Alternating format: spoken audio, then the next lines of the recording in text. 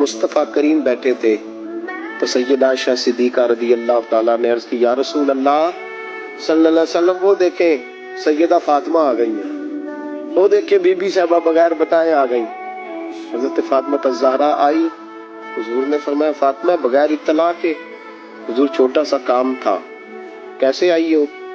Be be صاحبہ نے نا عورتوں کا پلو ہوتا ہے نا چادر کا، پلو کھولا تو ایک روٹی بندھی ہوئی تھی، ایک روٹی چادر میں، جہاں لوگ زیور باندھتے دولت باندھتے، ایک روٹی حضرت فاطمہ نے پلو میں باندھی، کھول کے پیش کی۔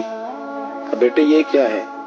ابا جی کئی دنوں سے گھر میں روٹی نہیں پکی تھی، آج علی کچھ جو لائے تھے، پیسے ہیں، چند روٹیاں بنی ہیں، تو بچوں نے تو کھا لیا، تو میرے سامنے بھی ایک روٹی آئی تھی، میں نے لقمہ توڑا تو مجھے خیال آیا پتہ نہیں مصطفیٰ نے کھایا ہے کہ نہیں کھایا، پتہ نہیں حضور نے روٹی کھائی ہے کہ نہیں، میں لے کے حاضر ہو گئی ہوں، مہربانی فرمائے۔ فرمایا بیٹے بیٹھ جا۔ حضرت فاطمہ بھی بیٹھ گئی، سیدہ عائشہ کہتی حضور بھی بیٹھ گئے۔ فرمایا فاطمہ کتنے دنوں سے نہیں کھایا؟ عرض کی حضور 3 دن سے۔ فرمایا بیٹے میں نے 5 دن سے نہیں کھایا، آ جا۔ دونوں باپ بیٹی مل کے کھاتے، روٹی 2 حصوں میں حضور نے بانٹی، فرمایا چلا جی تو کھا، آج میں کھاتا ہوں۔